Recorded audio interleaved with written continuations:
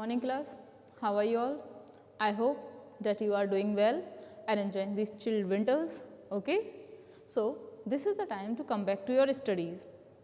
For this, today we are going to start our chapter, that is chapter number 10, Fun with Magnets. Today, in this chapter, we will go through with the very short question answers, okay? Before discussing very short question answer, we must go through with the explanation or recall the chapter that we have learned in this chapter, okay? मतलब अभी हम आज very short question answers complete करेंगे, लेकिन very short question answer से पहले हम एक बार रिकॉल करेंगे कि हमने इस चैप्टर में अभी तक क्या क्या सीखा, ओके?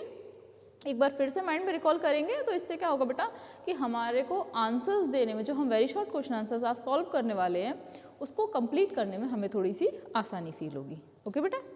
ठीक है, इसके रिगार्ड्स हम शुरू करते हैं हिस्ट्री ऑफ मैग्नेट से, कि मैग्नेट हमें कैसे मिला, मैग्नेट हमें कहाँ से मिला, ठीक है? तो इसके बारे में हमने एक स्टोरी पढ़ी थी, एक शिपर्ड की स्टोरी पढ़ी थी कि एक शिपर्ड होता है, वो एक सिटी, मतलब पहले हमने पढ़ा था एक कंट्री है जिसका नाम ग्रीस है। ग्रीस में एक छोटा सा शहर है मैग्नीजिया। मैग्नीजिया में एक इंसान है शिपर्ड, मतलब बकरी चुगाने वाला, उसका नाम होता है मैग्नीज। वो अच्छे से तैयार होकर बूट वूट पहन के और अपने स्टिक के साथ क्या करता है, भेड़ बकरियों को चुगाने जाता है।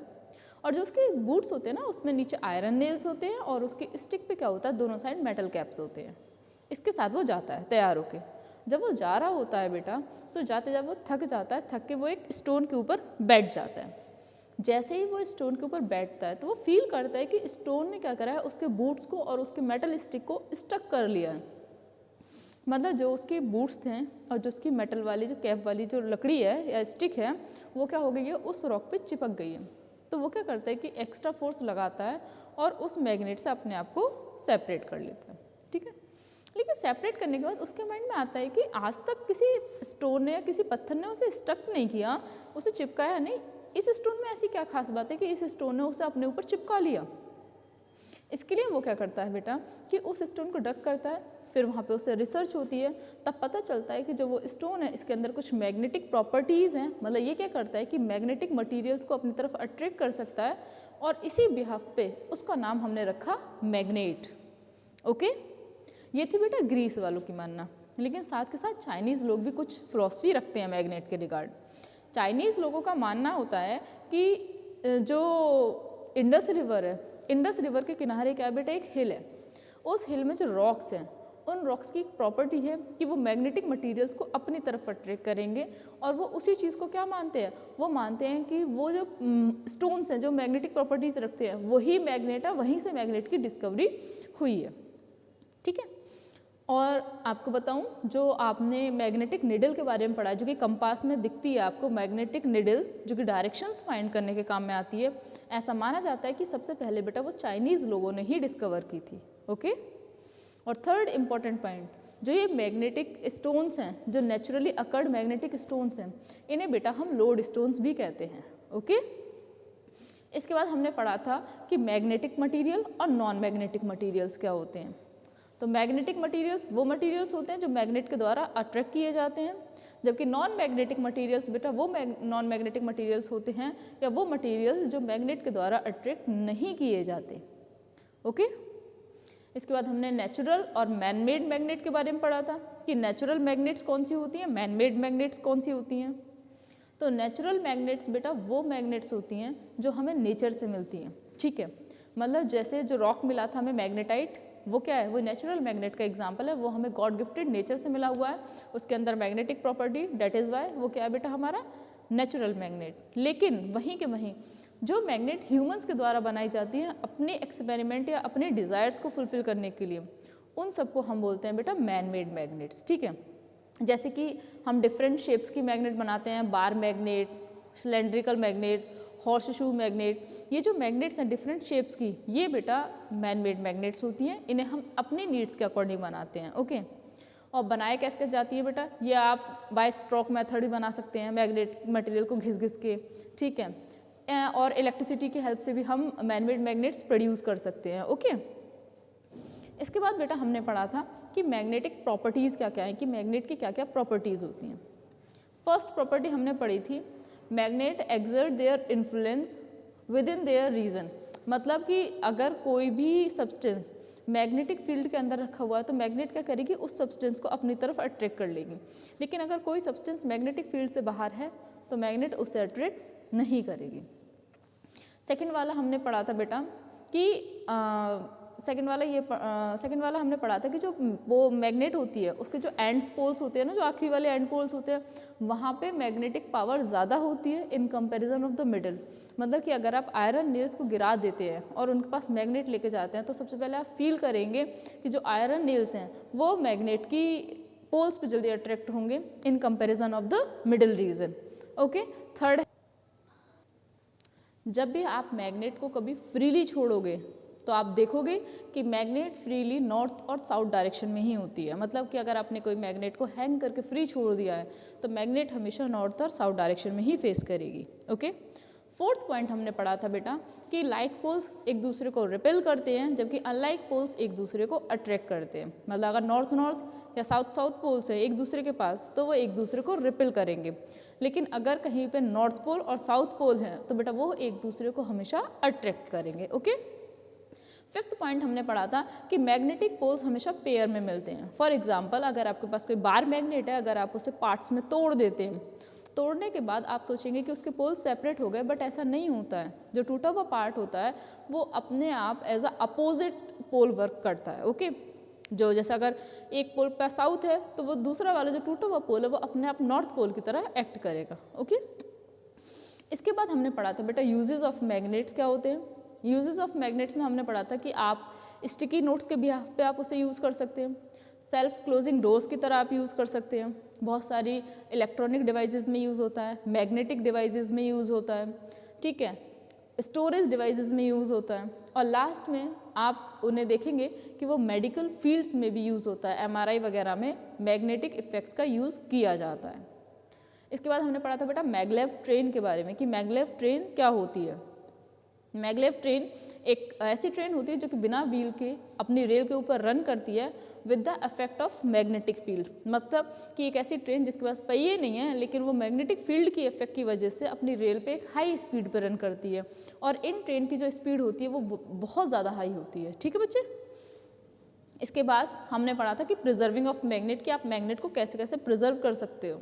तो फर्स्ट पॉइंट हमने पढ़ा था कि आप कभी भी अपनी हाई पावर्ड मैग्नेट को किसी भी इलेक्ट्रॉनिक डिवाइस के पास लेके ना जाएं।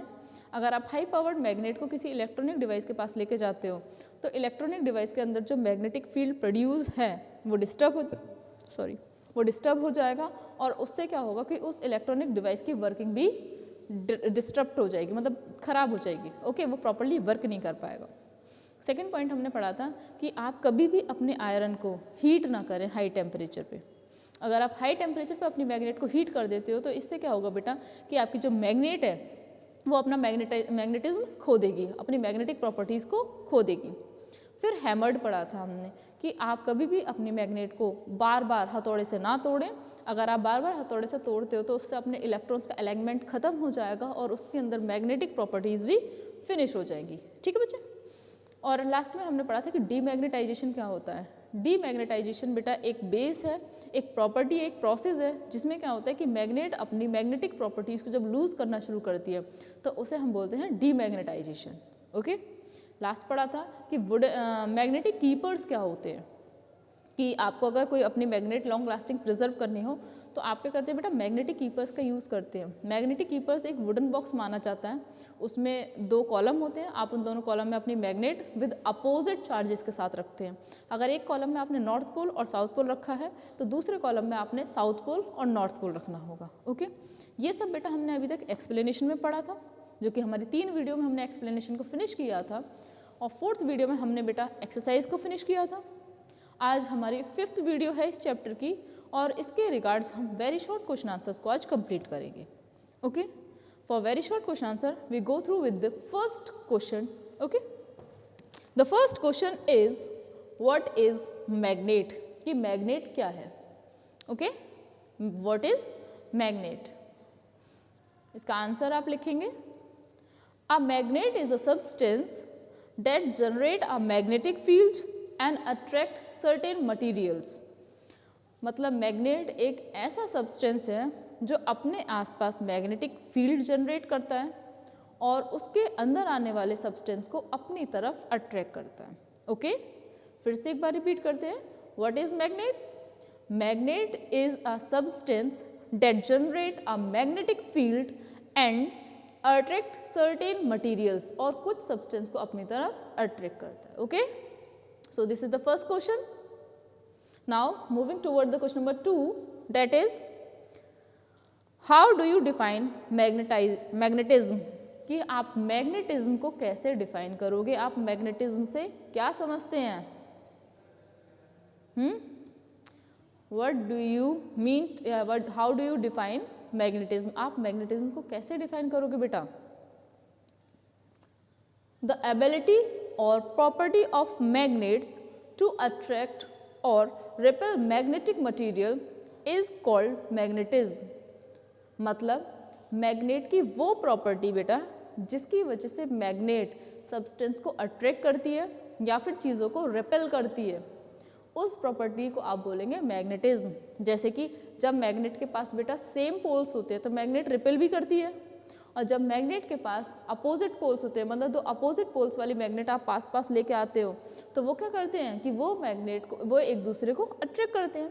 तो बेटा जो अट्रैक्ट करने की और जो रिपेल करने की पावर है उसी को आप मैग्नेटिज्म ही बोलोगे। ओके, ठीक है, मतलब उस एबिलिटी को, जिस एबिलिटी से मैग्नेट क्या करती है, चीज़ों को अट्रैक्ट करती है या फिर रिपेल करती है, उस प्रॉपर्टी को हम बोलेंगे या उस एबिलिटी को हम बोलेंगे मैग्नेटिज्म। ओके, ठीक है। Now question number 3, can the magnetic poles of a magnet can be separated? क्या मैग्नेट के मैग्नेटिक पोल्स सेपरेट किए जा सकते हैं? सारे क्वेश्चंस बहुत ईजी है बेटा, मैंने आपको समझाया हुआ है। आप बताइए कि क्या मैग्नेट के मैग्नेटिक पोल्स को आप सेपरेट कर सकते हैं? नहीं कर सकते, ठीक है। आपने पढ़ा था ना प्रॉपर्टी नंबर 4 में कि आप कभी भी मैग्नेट के मैग्नेटिक पोल्स को सेपरेट नहीं कर सकते। अगर आप किसी मैग्नेट को तोड़ते भी हो बेटा तो क्या होगा कि वो दो डिफरेंट मैग्नेट्स बन जाएंगे विद डिफरेंट पोल्स के साथ। Okay, so the answer is no, the magnetic poles of a magnet can not be separated. कभी भी सेपरेट नहीं किए जा सकते। ओके, ठीक है। फिर हम चलेंगे क्वेश्चन नंबर 4 की तरफ। Question number 4 is name the device used to determine the direction. ऐसी कौन सी डिवाइस है जो आपको डायरेक्शंस पता करने में हेल्प करती है?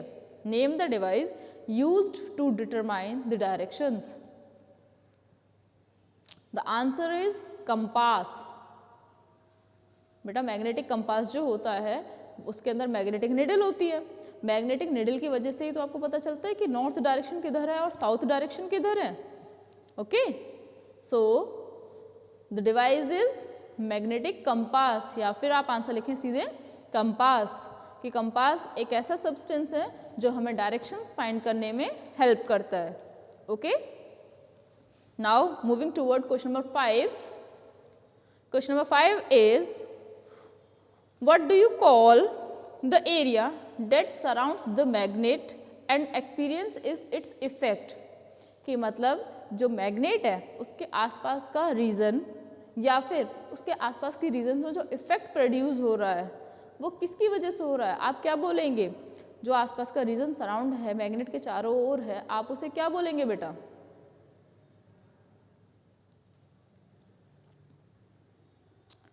आप उसको बोलेंगे the area that surrounds the magnet and experience its effect is called magnetic field।